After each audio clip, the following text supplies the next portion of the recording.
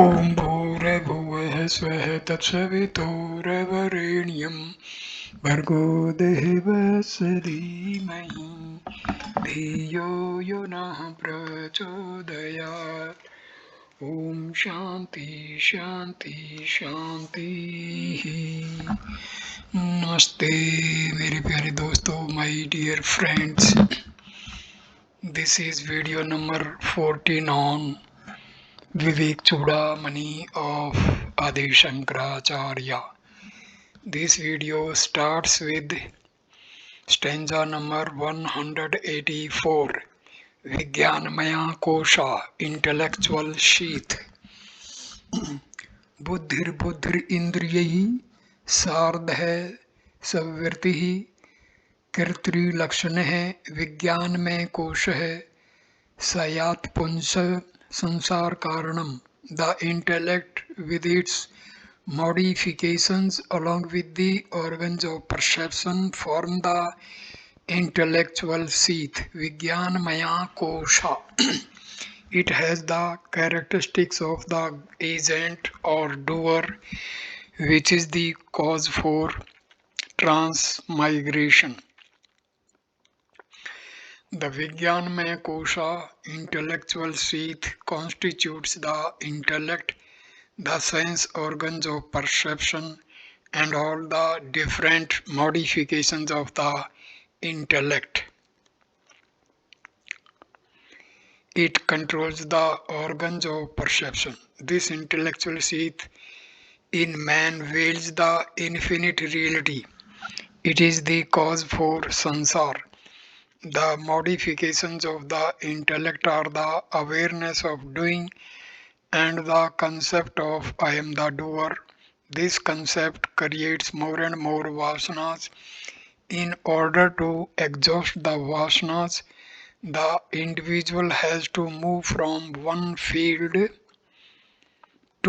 of enjoyment to another. So there are births and deaths again and again. How this Vijnanamaya Kosha is the cause for sansar is explained in the following verse. Verse number 185. अनुव्रज चित्त प्रतिबिंब शक्ति विज्ञान संगह प्रकृते विकार है ज्ञान क्रियावान मित्य जंसरम देह इंद्रियादि वभिमन्यते भर्षम. Accompanied by a reflection of the light of Chit, the intellectual sheath is a modification of Prakriti.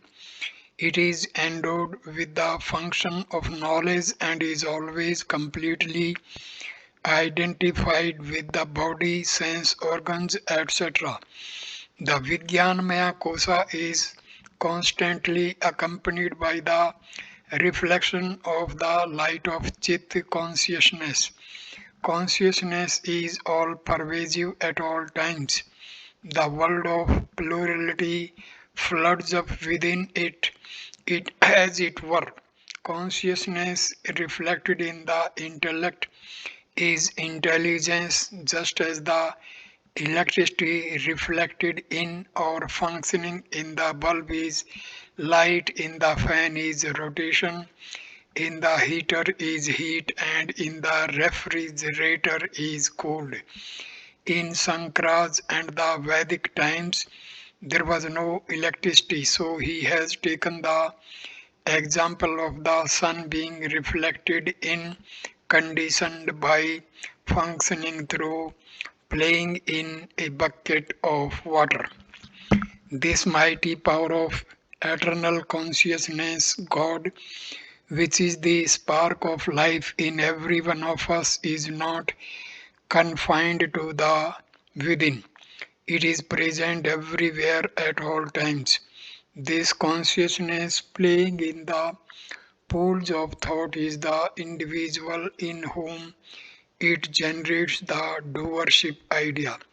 Where the doership has ended, there the individuality has also ended. This idea is explained in the Upanishads through the reflection theory, Pratibimbavada. The matter vestures cannot function by themselves in the absence of consciousness. They are, after all, composed of inert cells. The intelligence is there only because of the consciousness playing through the intellect in us. The matter equipment, the intellect becomes brilliant because of the light of consciousness. The intellect by itself has no intelligence. It is like a mirror in darkness. The function of this intelligence, the Vijnanamaya Kosa, is to know. Jnana is its main function. It gives rise to the concept of I, the knower. The mind projects the world of objects and the intellect illumines them with its intelligence, which is reflected in the light of consciousness, and there arises the notion of I know. This process of mental projection and intellectual recognition goes on at all times, and the feelings of I and mine are created. The feelings of I is with reference to the body, the sense organs, pranas, and the mind. The feeling of mine is with reference to the world of objects. This intellect, due to the light of consciousness playing in it, develops the capacity to illumine things projected by the mind, and as a final result of all these, it comes to identify with the body, the sense organs, etc. It becomes the restless ego, the I-ness, and identifying with the objects perceived by the sense organs, it provides the my-ness. Thereafter starts the I and my play, which we call sansar. This great tyrannical power which enters our bosom, loots our discrimination, and ties us down to our limitations is none other than the Vijnanamaya Kosha. If a person withdraws from this seat, he shall have neither this I-ness nor this my-ness, nor will he identify any longer with the body, the sense organs, etc., and have the feeling of mind regarding the world of objects around him. Stanza number 186. Anadi kalo yam हम संभावो जीव है समस्त व्यवहार बूढ़ा करोति कर्माणे अपि पूर्व वासने पुण्या अन्य पुण्यानि च तत्फलानि. Stanza number 187.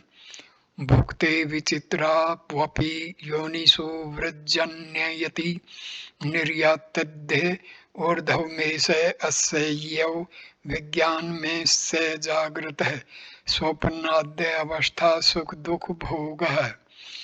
It is without beginning, is of the nature of the ego and is called the jiva, which carries out the entire range of activities on the relative plane. It performs good and evil actions according to its previous vasanas and experiences their results.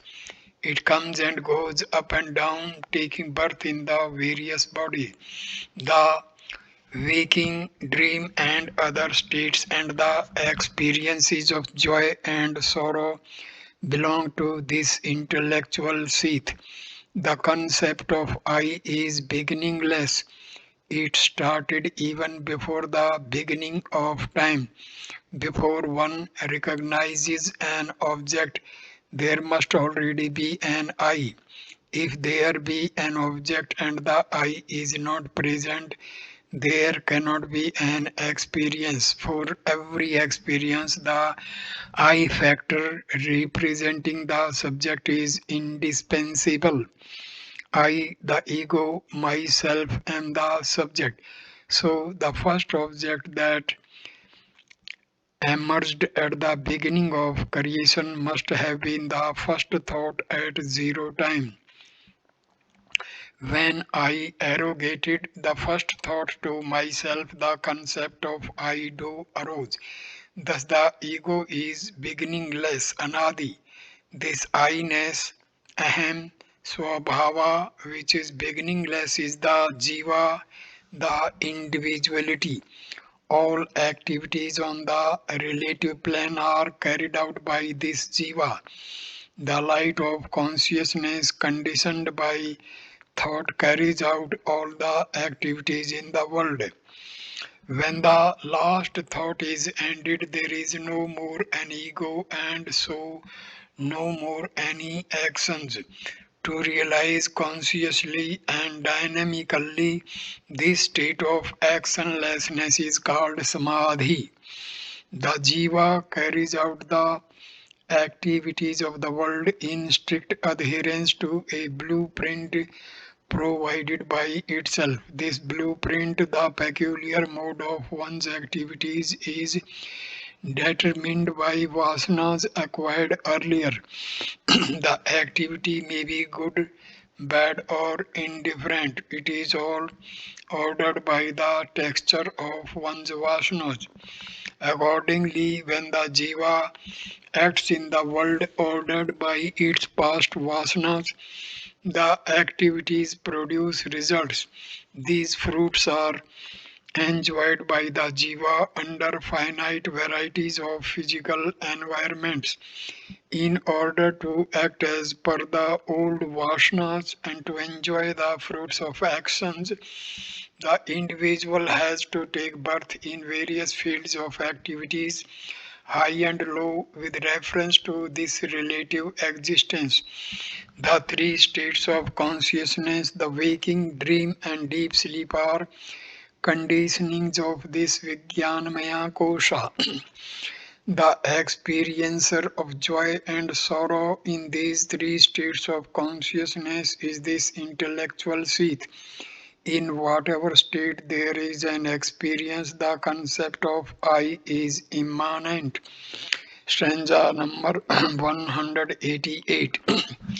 De adi nishtha asram dharam karam guna abhimanam सततम ममेति विज्ञान कोशो में प्रति प्रकाश परकृष्ट सानिध्य वशाय तप्रात्मन अतो भवतेश उपाधिर्ष्य यदात्मदहो संसरति भर्मेण.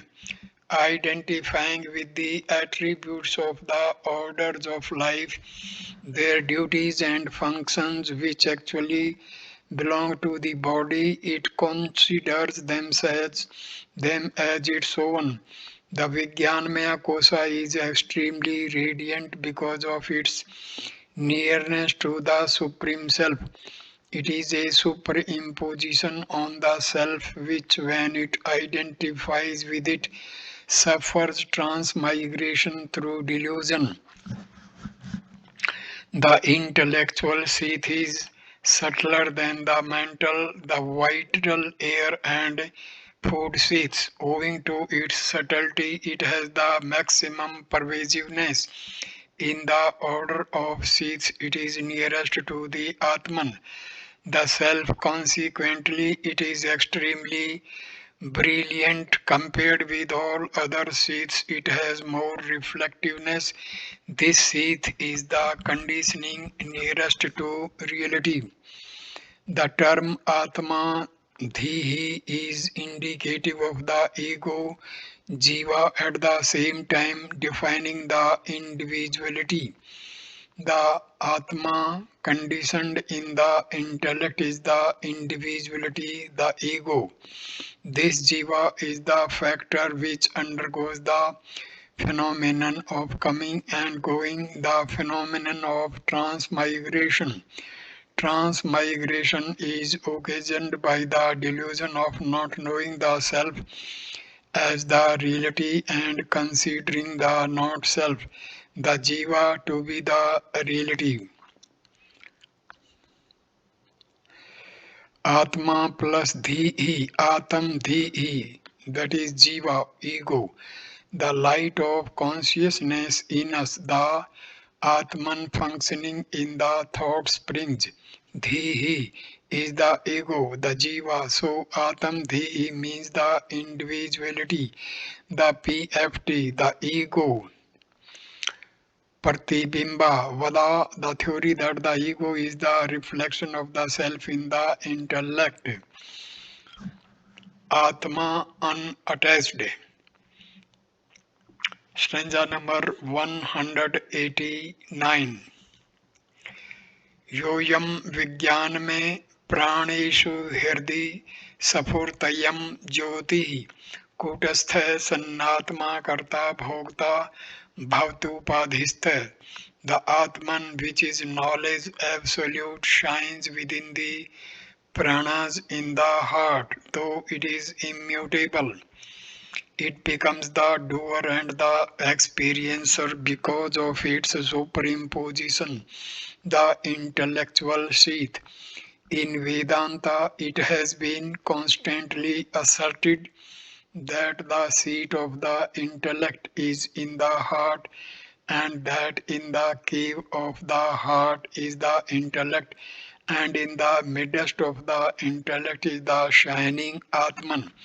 This is just a poetic expression. A man with noble emotions is called a man of heart, and he who is bereft of emotion is called heartless. The mind full of love is called the heart. When I enter a rocky cave, then above me, below me, to my sides and in front, in fact everywhere, there is nothing but rock. In the same way, when I enter the heart cave, all around me there can only be heart. Heart means love, pure love.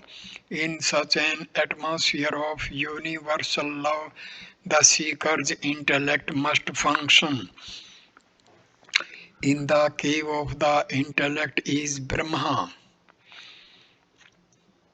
That is when the intellect is contemplating upon the Atma in an atmosphere of universal love, it will be able to recognize the self as the light illumining its meditative single-pointed thought. Therefore, the teachers of Vedanta say that in the Hridaya is the Buddhi. The heart agitated with likes and dislikes is called the mind. The mind is the choking cord around the neck of the individual, while the heart is the releasing angel that helps one to free oneself from the thraldom of the mind.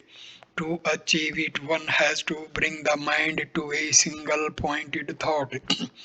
This is not possible unless there is love. With love or devotion, when one moves towards the Atman, the mind becomes single pointed with only one thought in it, and he who illumines that thought is Brahma. This condition of meditative poise has been indicated in the verse when it says that the intellectual seat is in the heart. Kutastha means that which remains immutable like an anvil. An anvil allows all changes to take place upon it, but itself does not undergo any change. Immutable, therefore, is the significance of the term Kutastha. The Atman, the self as Kutastha, is immutable, and as conditioned by the BMI Upadhistha, it apparently becomes the doer and the enjoyer. This egocentric attitude of the ever-changing, sorrowful, miserable individuality and its experiencerhood comes to the Atma because of the conditionings, upadhis, which are themselves only illusory projections due to man's ignorance. Stanza number 190. Swam priched mupete buddhe satada दोषेण परम मर्षात्मन सर्वात्मक सन्नपि वीक्षते स्वयं स्वतः पृथक्त्वेन मृदो घटानिव. This Atma, although it is the self in every existing thing, assumes the limitations of the intellect and wrongly identifying with this entirely false entity, it considers itself as something different, like the mud pots from the mud of which they are made. The nature of the infinite consciousness everywhere is one without a second. Even then, out of delusion, it comes to accept the conditionings as real and continues to identify with the matter vestures. Having identified with the conditionings, it suffers from its sense of limitations. Thus, if the body is slightly indisposed, the individual suffers and groans under the indisposition. Having been conditioned by the intellect, a man becomes identified with it and behaves as though he is the experiencer of the joy and sorrows in life. All this is indeed false, but because of this identification, he understands himself to be a separate entity and starts seeking truth, which is his very own nature. He believes that truth is something other than himself. The fallacy in the notion of God being someone other than the devotee is being brought out here very forcefully. If the idea that truth is something other than me is accepted, I should negate my BMI, for they are only my conditionings projected by my imagination. All that I have to negate is the ghost which is not there, so that I may ultimately understand the post. Just as when the pots made of mud develop individual identities of name and forms, we recognize them as separate from each other, but in truth they all are in essence mud only. Stanza number 191. उपाधि संबंध वशात परात्मा हुय्या हय उपाधि धर्मा अनुभाति तद्गुण अयो विकारन विकार विल्हिवे तिस्थिदैक रूपोपि परसोभावत. Even though the Supreme Self is by nature perfect and ever unchanging, due to its relationship with the supreme positions, it assumes the characteristics of these superimpositions and seems to act just as the equipments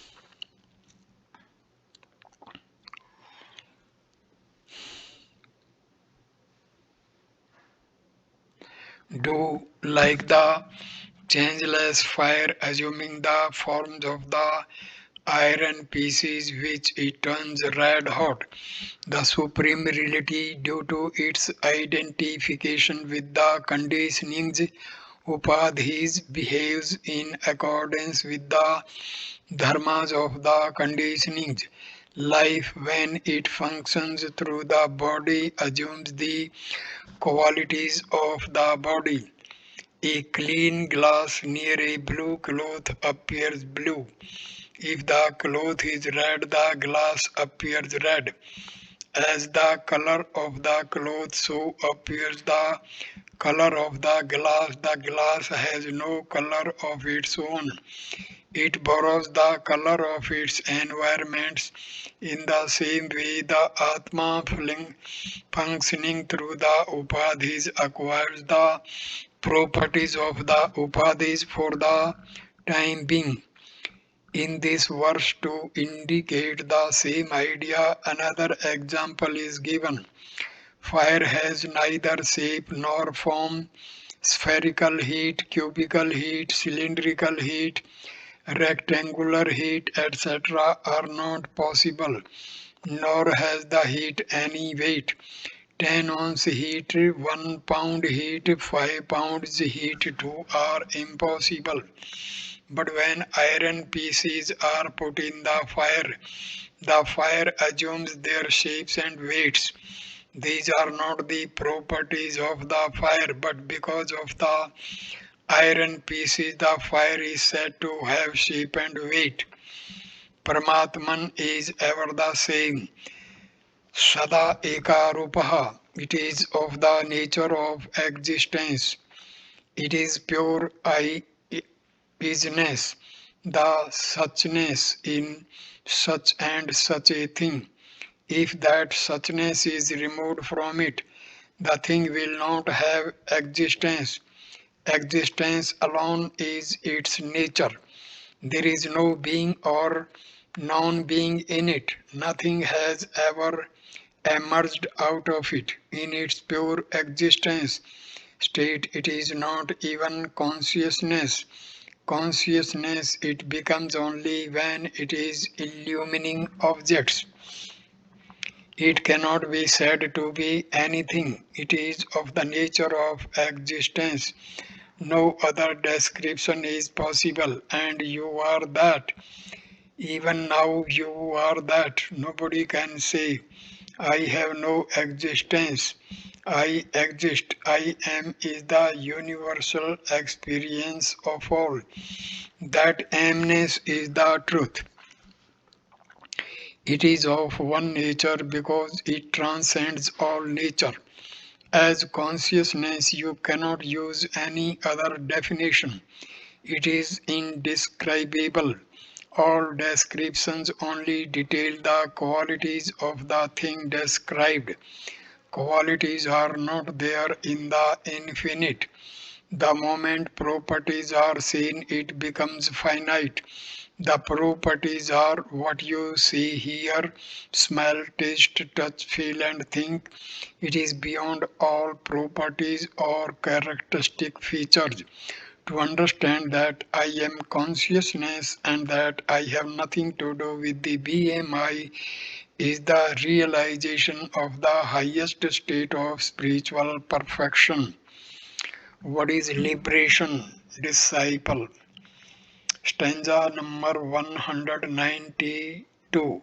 Sisya Uvach भर्मेणाप्यन्यथा vastu जीव भाव है परमात्मन है तद उपाधिर्नादि अन्नाधिर्नाश ईशते अतो क्षय जीव भावो अपि नित्या भवति संसरति न निवर्तेत तन्मोक्ष कथम मे श्री गुरु वद.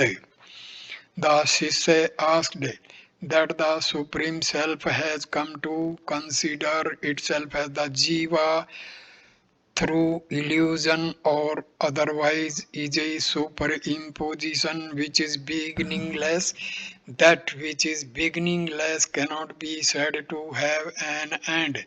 So the Jivahood of the Self must also be without an end, ever subject to transmigration. Please tell me, O revered teacher, how then there can be liberation for the self? The disciple Shishya has understood what the Master Guru had been explaining so far. Here a doubt arises in the minds of all those who have been closely following the arguments. Naturally, the Shishya has his doubt and he put it to the Guru. However, may it be by confusion, delusion, or whatever else, the Paramatman, the Supreme Reality, has come to this attitude of a limited ego, Jiva Bhava, the conditioning due to which the Paramatman has apparently become the Jiva is said to be Maya. Maya is beginningless, Anadi. That which is beginningless cannot have an end. Hence Maya can never end. It can never be destroyed. Once the Paramatman has entered this Maya, his Jiva Bhava becomes eternal. If the Jiva Bhava is eternal, the coming and going, the transmigration, samsarti must also be everlasting. This birth and death phenomenon for the Paramatman who has once identified with the conditionings become eternal. If it be so, if, if it be so, dear sir, how can one get liberation? O Guru, please tell me. This is the crux of the humbly worded, meek sounding, respectful question put by the Sisha to the Guru. Self knowledge gives liberation. Sri Guru Vache. Stanza number 194. Samyak pushtam तवया विध्वंसावधानेन तृक्षणु प्रमाणिकीने भवति भ्रांत्या मोहित कल्पना. The Guru replied, O learned boy, you have put a proper question. Listen them carefully. Things conjured up by imagination, which is itself a product of delusion, can never be accepted as facts. Having heard the question asked by the student, the Guru replies. While replying, he appreciated the Shishya's close observation of the logic and compliments him on the very way the question has been put. He says, well put indeed is your question, O intelligent boy. Now carefully and attentively listen to my reply. The imagination created by delusory thinking cannot be accepted as real.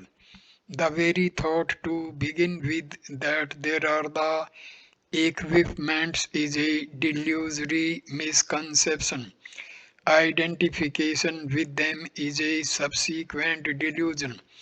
These are all imagined due to one's inner confusions. Whatever has been seen in a dream cannot condition the waker.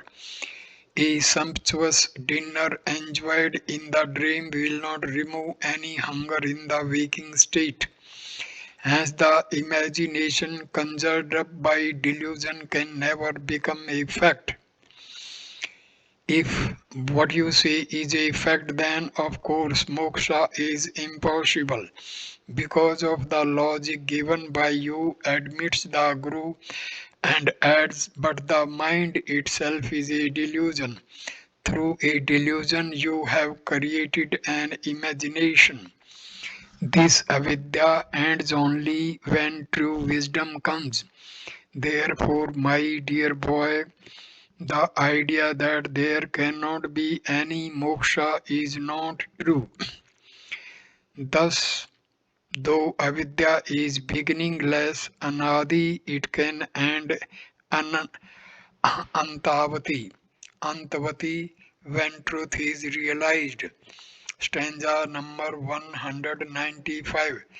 Bhranti vina tav sangasya niskriyasya निराकृते न घटेता अर्थ संबंधो नभसो नीलतादिवत. For the self which is unattached, without activity and formless, there can be no connection with the world of objects other than the delusion, just like the blueness, etc., seen in the sky.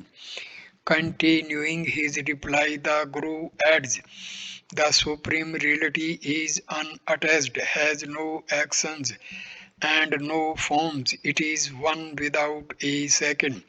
There is nothing other than it for it to get attached to. The self has no activity, for it has no limbs to act with. There are no motivations in it egging it on to act. It has no fields to act in, no objective to gain, no motivation to act. Being all-pervasive, it has no form. The concept of any connection between the self and the objects is a delusory misconception. Without delusory misconceptions and imaginations conjured up by delusion, avidya, there cannot be a world of objects.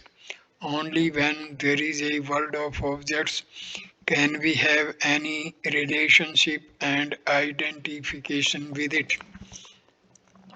Only then can we try to make one thing out of another, that is, perform action. The idea that the sky is blue, murky, dirty, or golden is a delusion. The sky can never be contaminated by color or dirt, yet we see the blue color of the sky and due to lack of correct thinking conclude that the sky is blue. But if we contemplate, we will find that the sky has no color at all. Equally so, if a man contemplates upon the Atma, he will find that it is his self non-dual without any activity or attachment. But then this Atman, through delusion, Maya starts recognizing the various personality layers, koshas, the world of objects, the organs of perception and action, the pranas, the mind and intellect. Thus, the self Atma appears to be conditioned by the body, the mind, and the intellect, and this apparent conditioned self is called Jiva. This ignorance can be ended only by the direct knowledge of the self. Stanza number 196. Savasya drashto nirgun saya kriyasya प्रत्यग्बोधा आनंदरूपस्य बुद्धि भ्रांतया प्राप्तो जीव भावो न सत्यो मोहापाये नास्ते वस्तु स्वभावात्. The jivahood of the Atma, which is the witness which is beyond all qualities and activities and which is subjectively experienced as bliss and knowledge. Absolute is unreal and is but a delusion caused by the intellect. Since by nature its jivahood is unreal, it ceases to exist once the delusion has been lifted. By nature, the self is without action, without qualities, and is constant knowledge, bliss, absolute. It is of the nature of bliss because it is a state transcending the mind and the intellect, which constitute the springs of all sorrows. By delusion, this Atma gets identified with the intellect and acquires jivahood. In my dream, when I am jailed, I myself enter the jail and live in it. In fact, I have not really gone to any jail, but due to the misconception in my mind, temporarily I have the experience of being limited by the jail. When the dream ends, neither is there a jail nor is there a jailer. Similarly, when the delusion is removed, when the avidya has ended by the knowledge of Brahman, then with regard to the supreme reality, never is there any jivahood. A delusion may give us an experience which is seemingly real.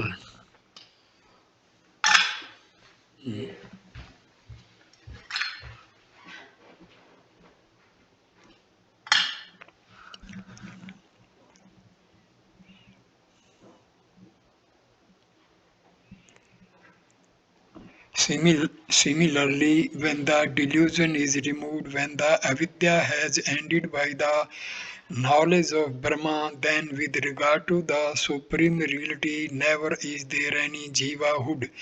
A delusion may give us an experience which is seemingly real, but being a mere delusion, it has no existence sat. Stanza number 197.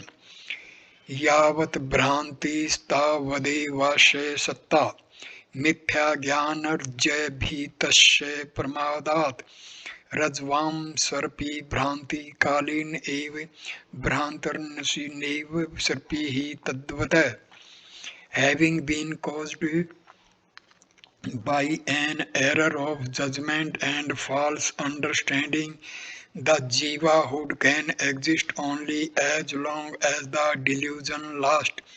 The rope is mistaken to be the snake only when there is an illusion. Once the illusion is destroyed, there can be no snake. So too in this case.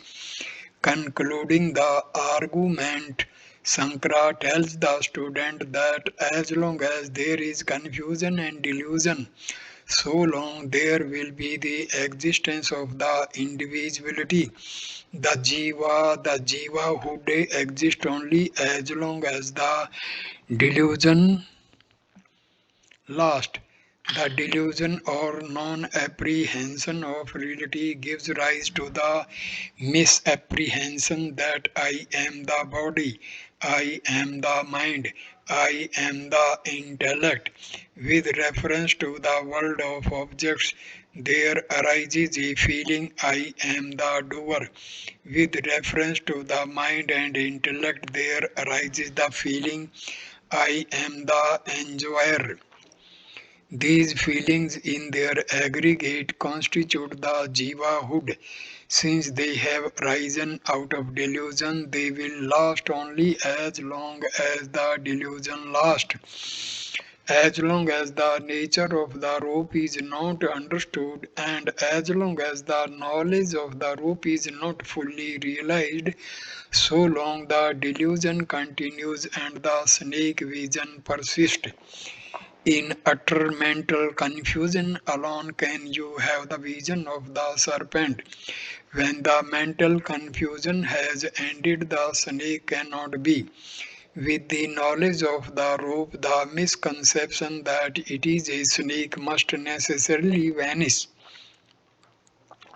Likewise, as long as the Atma in us is not experienced, the pluralistic phenomenal world is experienced through the instruments of the body, mind, and intellect.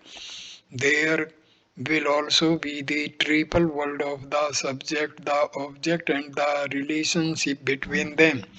Once the Atma is realized, the entire perceived pluralistic phenomenal world will roll away and disappear.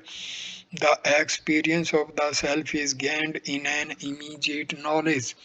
This experience comes not as a result of any special sadhana.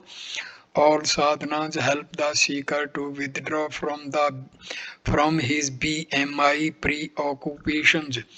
Real knowledge comes only through intuition.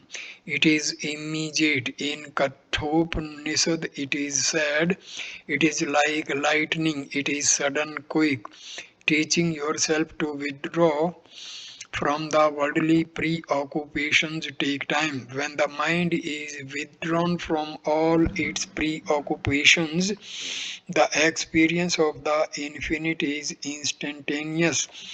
This experience has been explained by hundreds of examples throughout the Upanishads. In Buddhist literature, it is called prajna, instant consciousness, intellectual analysis. Vijnana is necessary for certain types of students.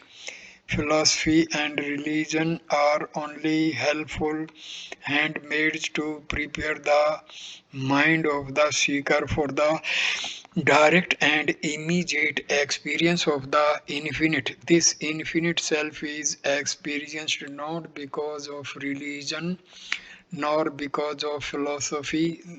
They are as much help as our pilgrimages, rituals, vows, japa, austerities, tapa, and meditations, dhyana. Experience of the infinite Brahma does not depend upon anything. It is not a mediate experience, meaning it is not gained through the instrument of any equipment. It is not because of the teacher nor because of the scriptures. However, teacher, scriptures, sadhana, study all help us to withdraw the mind from its preoccupations. The mind withdraws from its preconceptions. The mind withdrawn from its preconceptions and held in attention in full alertness is the mind that receives intimations from the infinite. The infinite is your essential nature. It is an immediate experience. Stanza number 199. 198. अनादित्व में विद्याया कार्यशयापि तथेऽस्ते उत्पन्नायां तु विद्यायां विद्याकमनाद्यपि. Stanza number 199. प्रबोधे स्वपन वत्सर्वै सह मूलम विनश्यति अनादिपीदम no नित्यम Prag-bhav is sputam. So too avidya and its effects are said to be beginningless. But when there is rise of vidya, then avidya, even though it is beginningless, is destroyed, root and branch, just as dreams are destroyed on waking up. The phenomenal universe is not eternal, it is evident like the former non-existence, Prag-bhava.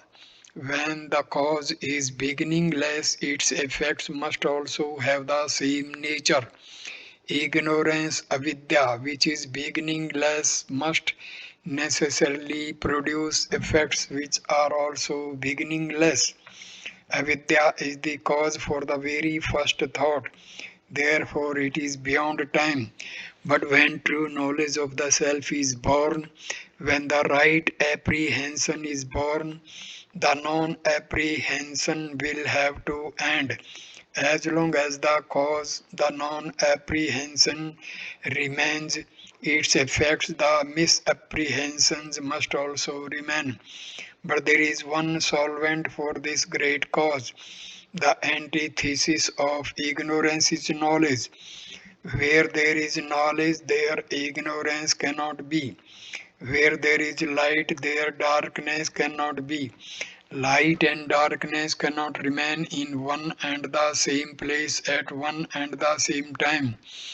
The moment light is brought into a cave which might have been in darkness from the beginning of time, the darkness, no matter how old or how dense, must immediately vanish. Similarly, when the knowledge of the self is born, the ignorance with all its effects, non-apprehension with all its misapprehensions will have to end, though it is beginningless. On waking up, the dream ends fully.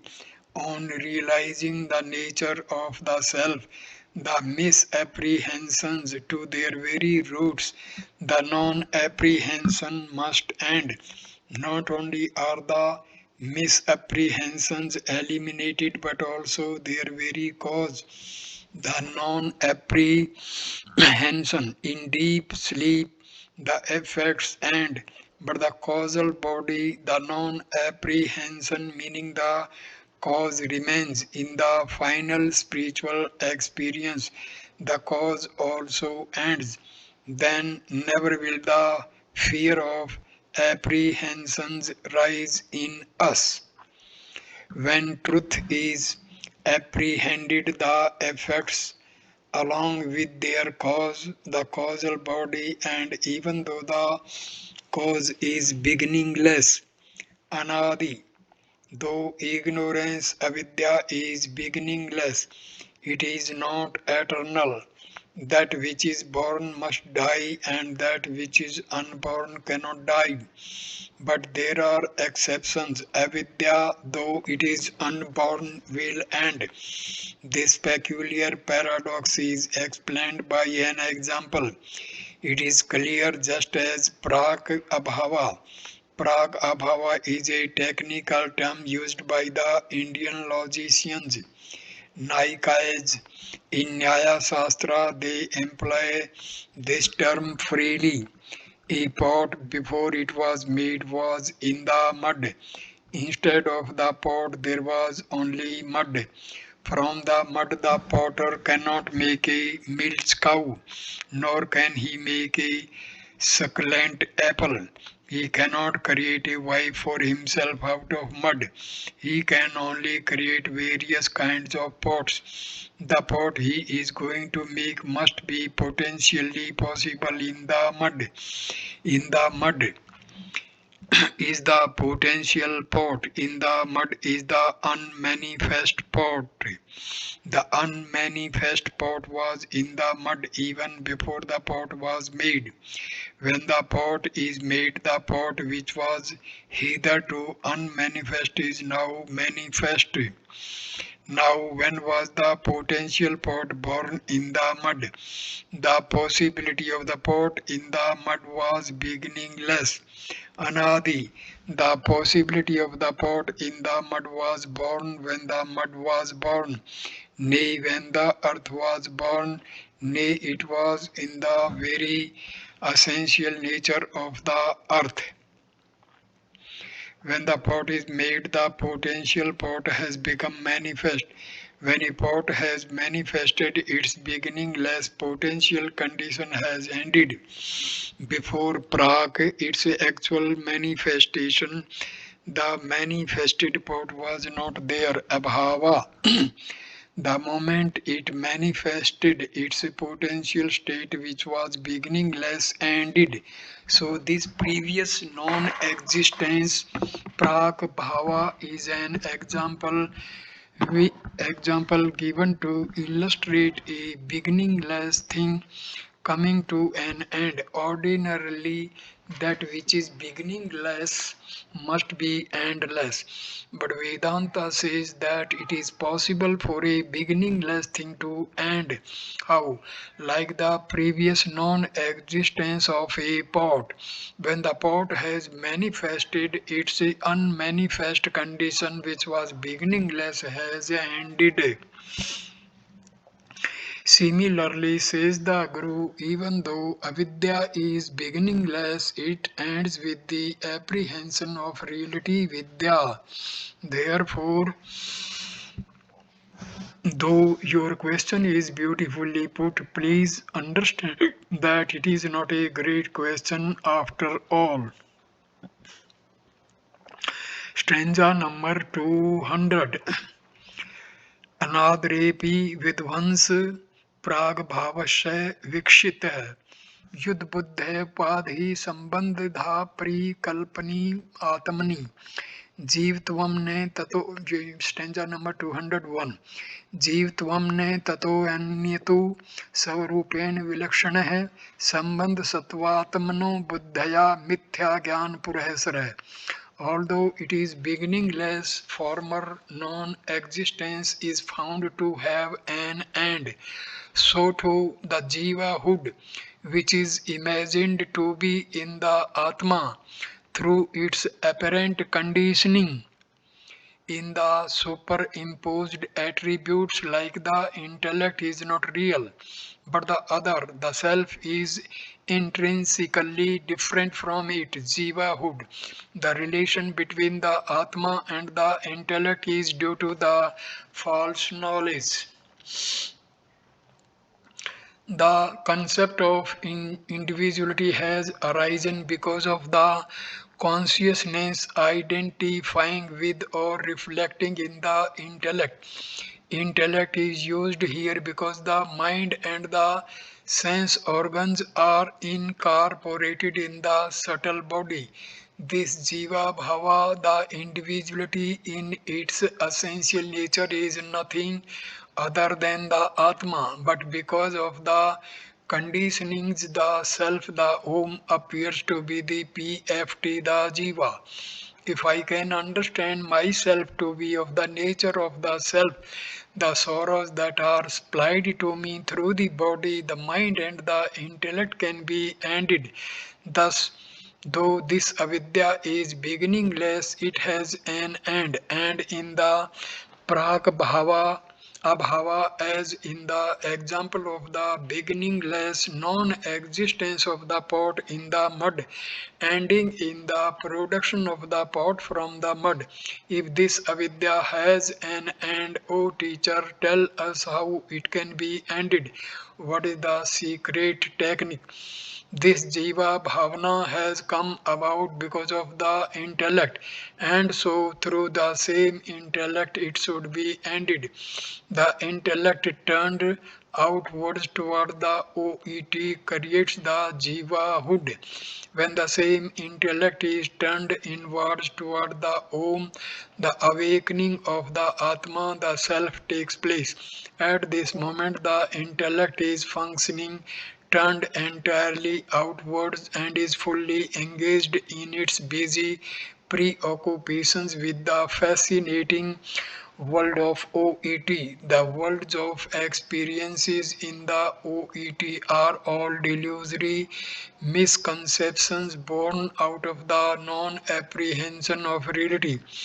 Hence, the intellect at this moment is full of wrong notions, misconceptions, and false knowledge. Mithya Jnana.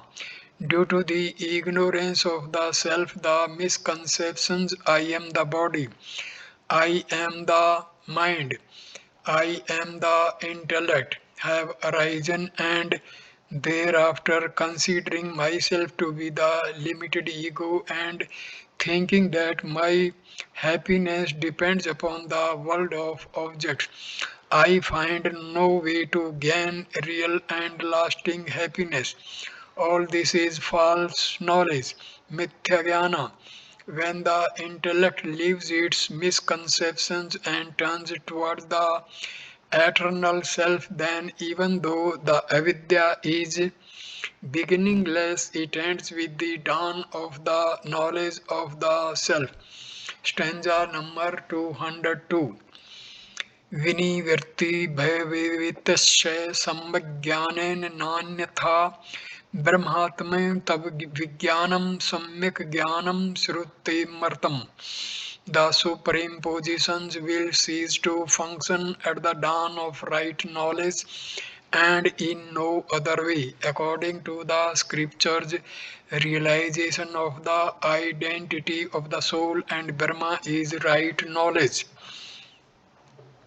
When reality is apprehended, the non-apprehension of it called avidya ends. There is no other method by which the confusions of life created by the false ego can end. At present, the intellect is riddled with illusory misconceptions such as I am the body, etc. This false knowledge is discussed in the previous verse. Now, in this verse, right knowledge, Samik Jnana, is being explained. False knowledge, Mithya Jnana, gives the feelings I am a limited mortal, a finite creature, etc. When this intellect now drowned in wrong notions emerges out in right knowledge, Samyak Jnana. This misconception created stupid idea I am a limited creature will also end. Right knowledge is the first hand knowledge of the identity of Atma and Brahma. Jnana means book knowledge. Vijnanam is the special knowledge, meaning a first-hand direct knowledge, the first-hand experience that the Atma, the self in me, is the one self everywhere. This Samyak Jnana alone can remove Mithya Jnana. Stanza number 203. तद आत्मन आत्मनो सम्यक विवेक निविसिध्यति ततो विवेक कर्तव्य प्रत्यग आत्म सदात्मनो. This realization comes only through right discrimination made between the self and the not self. That's why one must strive to discriminate between the individual self within and the eternal self everywhere. Right knowledge, samyak jnana, can be gained by diligent discrimination between the self and the not self, and this must be continuously done. Because of the past vasanas, we strongly identify again and again with the matter vestures in us. Hence, again and again, we should detach from them. As a result of this discrimination, we come to understand the identity of the individual self within and the eternal self present everywhere. Samyak jnana is the antidote for mithya jnana. Right knowledge is the specific remedy for false knowledge. Right knowledge can be gained through discrimination. Every seeker should therefore discriminate continuously between Atma and Anatman until direct realization dawns in his heart. Stanza number 204. Jalam pankvad yantam pankapaye jalam safutam यथा भाति तथा आत्मापि दोषा भावे सफुट Prabha. Water which is extremely muddy appears as transparent water when the mud has been removed. So too the Atma manifests its clear luster when the impurities have been removed. Water is clear in its essential nature. When it holds mud is suspension, it is said to be muddy. From a sample of muddied water, if all the mud is removed, what remains is the water pure and clear as it was before it got muddy. Likewise, the Atma is ever immaculate. When there are impurities such as objects, emotions, and thoughts in the Atma, they create agitations in the mind, and the Atma is not cognized in its essential purity and infinite brilliance. When these agitations and sorrows are removed from one's direct and intimate recognition, the Atma shines forth. These impurities, our false knowledge, mithya jnana, can be removed by right knowledge, samik jnana, which can be generated only through diligent and constant discrimination. Hence, discriminate constantly is the unsaid suggestion of the Acharya to the seekers. Stanza number 205. असन्निवर्तो सदात्मना स्फुटं प्रतित्रेतस्य भवते प्रतीच्य ततो निराशः करणीय एव सदात्मनः साधव हमादि वस्तुनः. This very individual self is clearly realized as the eternal self when the unreal cease to exist. So one must strive to completely remove the ego, etc., from the eternal self. The BMI, PFT, and OET are the constituents of the not self. At present, we are preoccupied with them. When the not self is entirely eliminated at the still moment of meditation, this very same PFT or ego will be recognized as the pure self, the Sada Atma. When all that is the not self and its consequent agitations, vikshepa, are removed, the ego, which is suffering its limitations, will cognize itself to be the Brahma. Therefore, this negation of the Anatman should be continued till the point of deep and total realization is reached. Stanza number 206. अतो नायं प्रात्मा सयादि विज्ञानं यशब्दभागे विकारित्वाज्य वाच्य पृच्छिन् वैहयितुं दृश्ये वादे व्यभिचारित्वनानित्यो नित्य इष्यते. For the For the following reasons, the intellectual seat which we have so far spoken of cannot be supreme self. It is subject to change, it is inert and insentient, it is limited, it is an object of the senses, and it is not constant. A mortal, perishable thing indeed cannot be said to be the immortal, imperishable Atma. The Vijnanamaya Kosa is being negated in this verse. It cannot be the Atma because of the following reasons. Number A, because it is subject to change. Vikarti itvad. The intellectual seat is subject to change. Our ideals are always changing. Our intelligence varies from time to time. Therefore, this cannot be the self which is ever the same. B. Because it is insentient. Jada itvad. The intellect by itself is inert. When the light of consciousness touches it, then alone does it become sentient and shines out of the individual to think, to rationalize, to discriminate, to judge, etc. C. Because it is limited. Prichinatvad. Every intellect has its limitations. A great artist may know everything about art, but he may not know anything about physics. A physician may be a great genius in science, but he may not know anything in politics.